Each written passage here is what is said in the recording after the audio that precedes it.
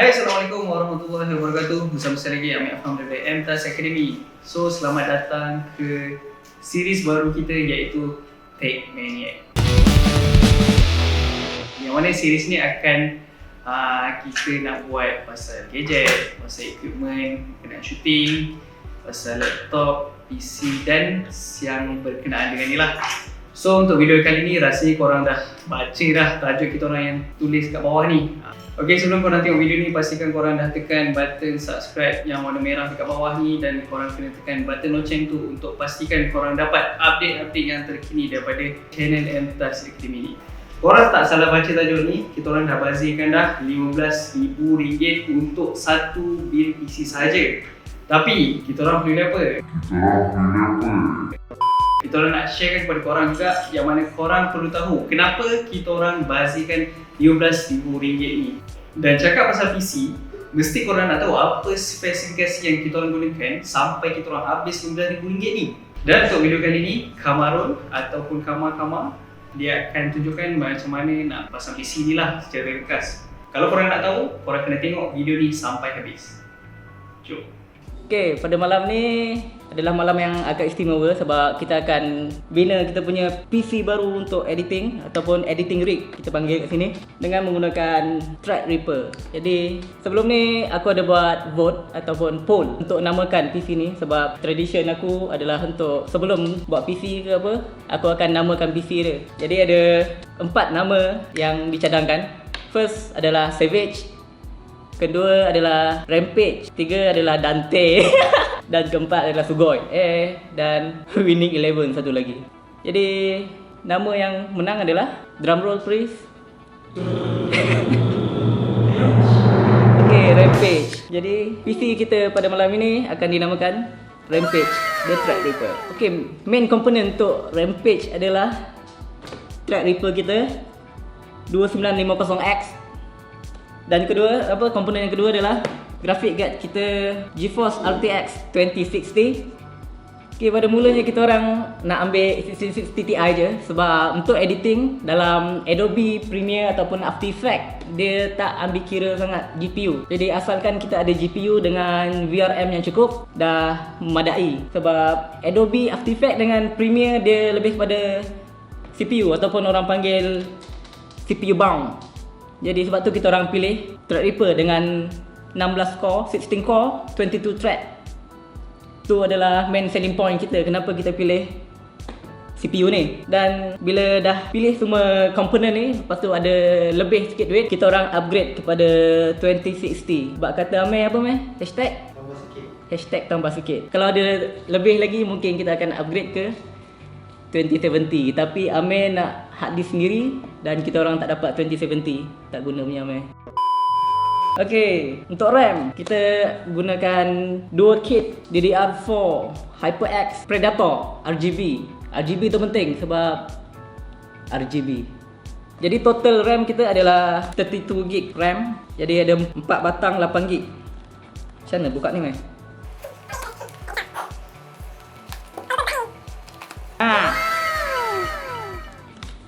Jadi kita ada 4 batang benda ni. Setiap batang adalah 8GB dan kita orang pilih 4 batang berbanding 16/2 sebab kita orang nak gunakan quad channel motherboard ni.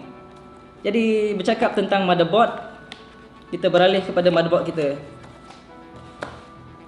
Di motherboard pilihan kita pada hari ini adalah MSI X399 Gaming Pro Carbon AC. Jadi kenapa kita orang pilih motherboard ni? Sebab director kita orang suka merah, jadi ada warna merah. Jadi itu agak penting lah. Berbanding apa feature-feature lain tu tak penting. Janji ada merah dengan RGB. Lol, tipu je. Kita orang pilih ni sebab dia ada Wi-Fi card included. Ada satu lagi tu tak include.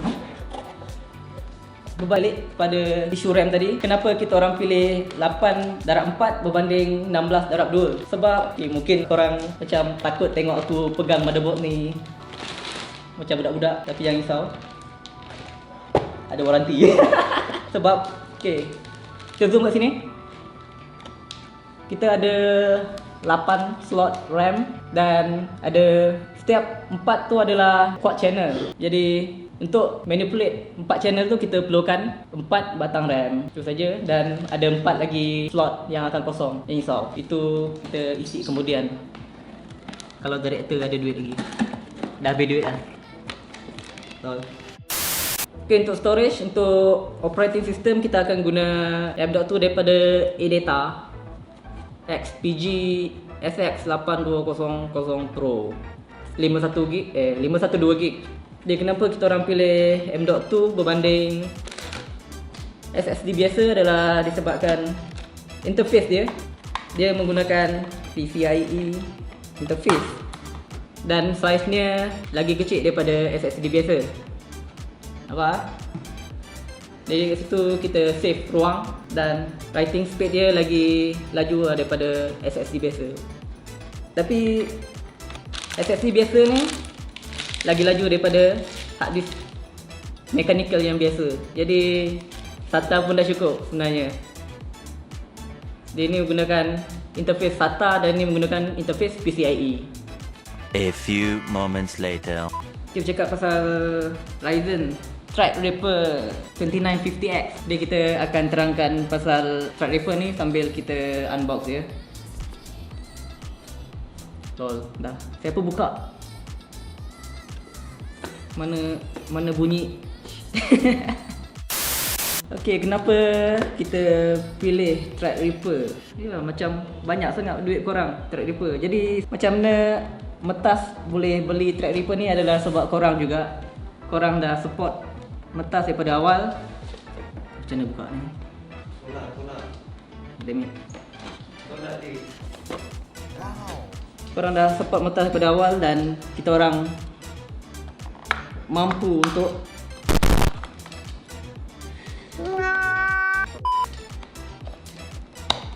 untuk miliki Threadripper ni.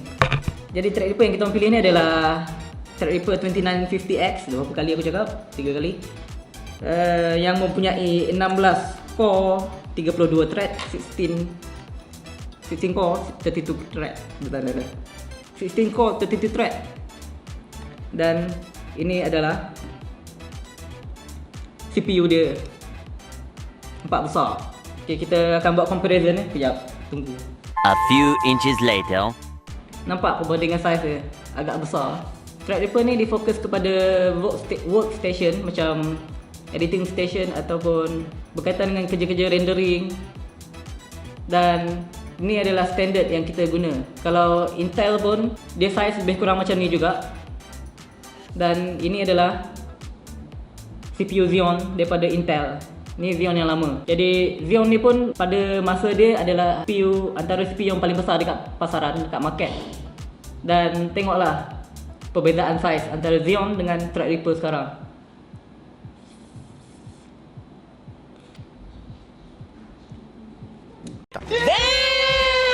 Okey, pembetulan vocabulary. Selalunya orang akan panggil tower komputer tu sebagai CPU. Tapi sebenarnya CPU tu adalah benda ni saja. Ini adalah CPU. Yang tower tu kita panggil sebagai system unit. Ini CPU. Tower tu system unit. Jadi ingat tu balik. Jangan panggil tower tu CPU lepas ni. Kalau korang panggil lagi, aku datang rumah korang, aku gigit korang. Jadi seperti yang korang dapat jangka daripada size ni sendiri, dia punya TDP dia adalah 180 watt, lagi tinggi daripada CPU yang biasa. Yang macam kat atas tu daripada Aileron, TDP dia adalah 90 watt saja. Yang ni pun Ryzen 7 1700, TDP dia adalah 90 watt. Dan TDP budak besar ni adalah 180 watt. Jadi apa yang kita akan gunakan untuk sejukkan benda ni adalah Fractal Design Celsius S36. Sebab ini je ada. Aku tak ada explanation apa-apa, sorry. Thousands of tears later. Complicated sikit lah Threadripper ni. Jadi kita tengok apa yang ada kat dalam ni.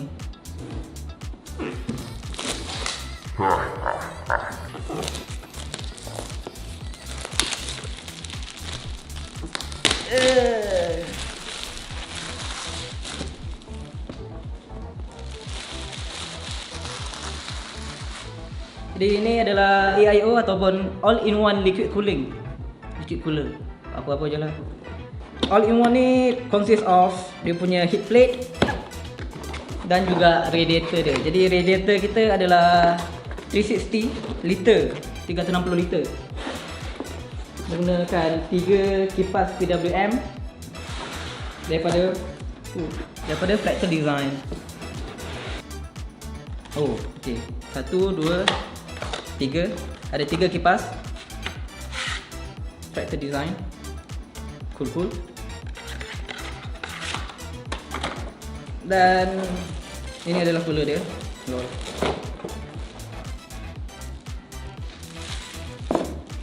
Kalau korang dapat tengok kat sini, ini adalah jenis radiator bulat dan tak berapa nak ngam kat sini. Jangan risau sebab kebanyakan heat daripada Threadripper daripada tengah tu saja. Jadi kalau korang nak tahu macam mana Threadripper ni punya suhu, ada 4 die kat dalam tu dan die tu ada offset sikit je. Dan kebanyakan cooler yang biasa dah cukup untuk sejukkan dia.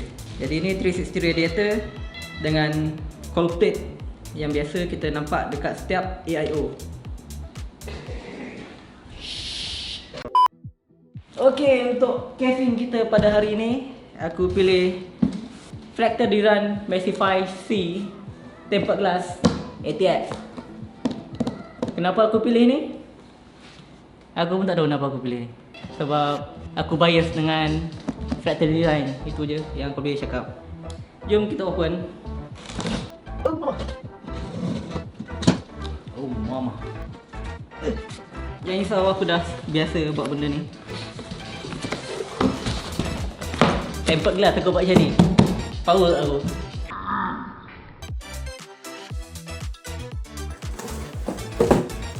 Aku profesional. Aku dah banyak tengok unbox terapi, jadi aku tahu macam mana cara kita unbox. A few moments later. All new tempered glass Maxify C. B-roll.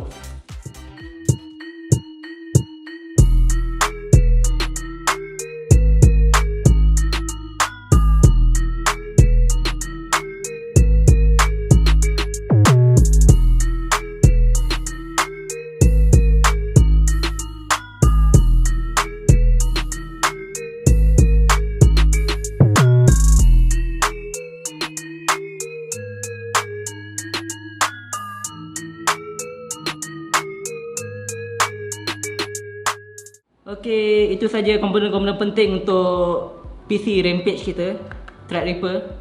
Power supply ada kat bawah tu, aku malas nak unbox. Jadi tanpa melengahkan masa, kita mulakan build montage Threadripper The Rampage. Henshin!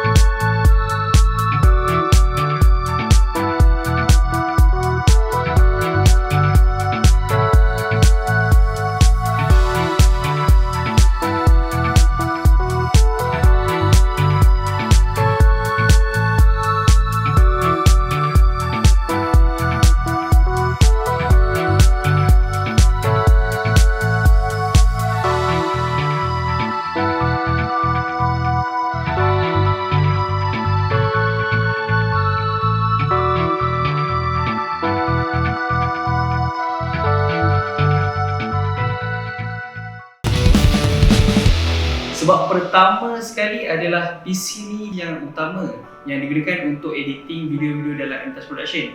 Video-video yang keempat macam korang tengok daripada PUBG All Star series, muzik video Donde, muzik video PKP, trailer Sulihati, Mr. Pembunuh dan banyak lagi lah. So, okay, sekarang kita dah ada dekat ruang editor kat atas ni. So, situlah PC ni berada. Kita ada 3 monitor. Okay, orang yang selalu pakai adalah kita punya ketua editor iaitu Elias. Elias tak ada sekarang, tak muat.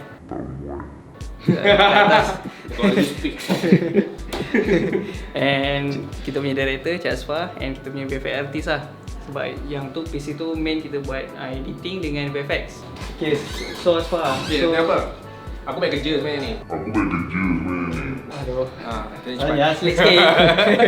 Okay Asfar, apa video yang paling berat lah pernah pakai untuk PC ni? Okay, aku rasa video yang paling berat kita orang guna untuk PC ni MV PKP. Suruh jaga jarak bukan suruh kau berak. Bila sudah kena batang hidup. Dan second untuk Wawa Kosmetik.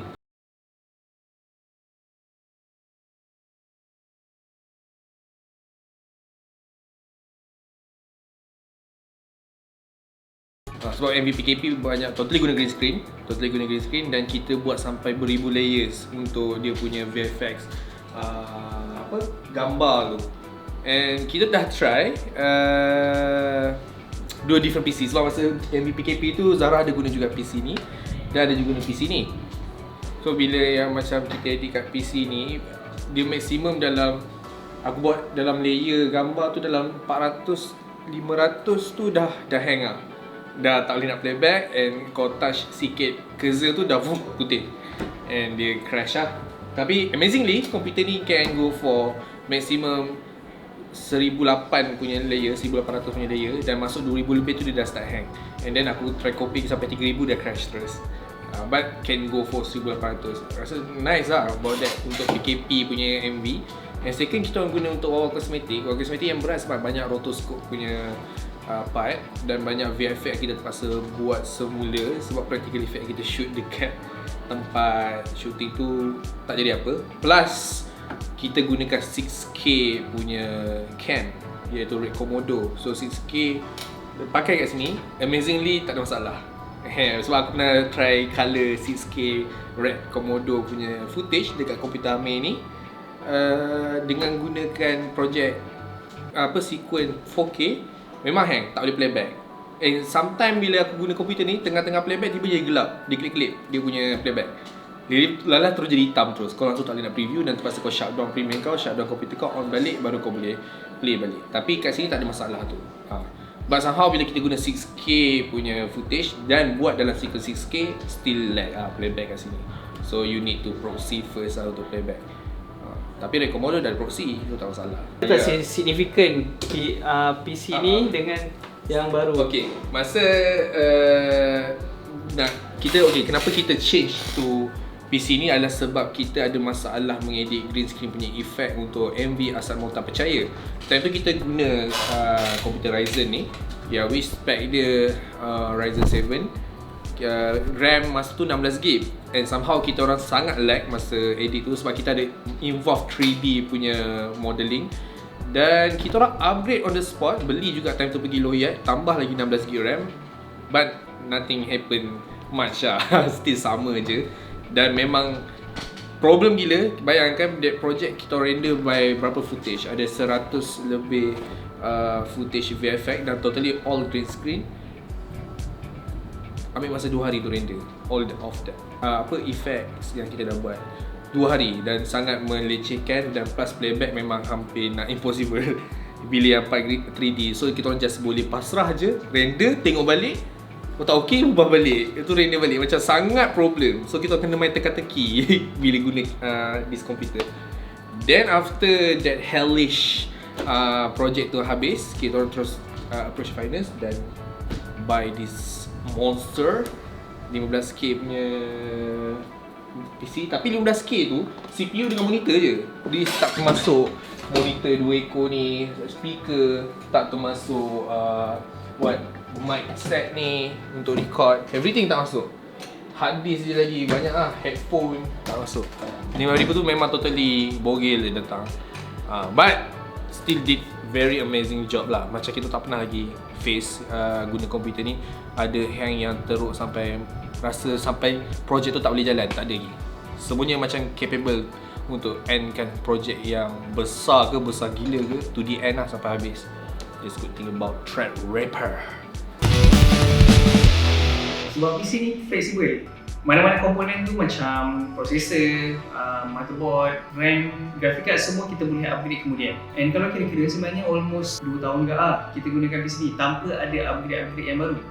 So setakat ni memang masih berkuasa lagi untuk apa yang kita edit sekarang. Belilah mana-mana PC high spec sekalipun, PC tu tak akan dapat cover untuk semua workflow korang. Jadi disebabkan kita terhad kepada software dan codec, yang mana kadang-kadang codec ni tak berapa optimize untuk kita punya software editing. So yang penting adalah kita beli PC untuk capai something yang kita nak buat. Macam contoh dari segi visual effect, kamera apa yang korang gunakan, dan untuk pastikan setiap projek yang korang buat tu dapat deliver on time lah. Ok, sampai sini saja video kita untuk kali ni. Nantikan konten-konten kita yang akan datang. Yang mana lepas ni maybe kita nak review PC yang murah pula. Nantikan. So, kalau korang nak tahu lebih banyak lagi berkenaan dengan PC ke, dengan kamera ke, ataupun berkenaan dengan shooting, korang boleh je langgan Entasflix. Yang mana dalam Entasflix ni kita orang sediakan 400 lebih tutorial untuk korang check it out dan korang boleh belajar terus straight daripada situ. Kalau korang ada apa-apa cadangan ataupun pertanyaan, korang boleh je komen dekat ruangan komen dekat bawah ni. Dan kalau korang suka video ni, korang boleh subscribe Entas Academy, korang boleh like video ni, korang boleh komen dan share kepada orang lain yang nak tahu berkenaan dengan PC. Dan kalau korang tak suka, korang boleh tekan dislike, korang boleh subscribe Entas Academy juga lah. Sampai di sini saja. Saya Mak Ham. Adios.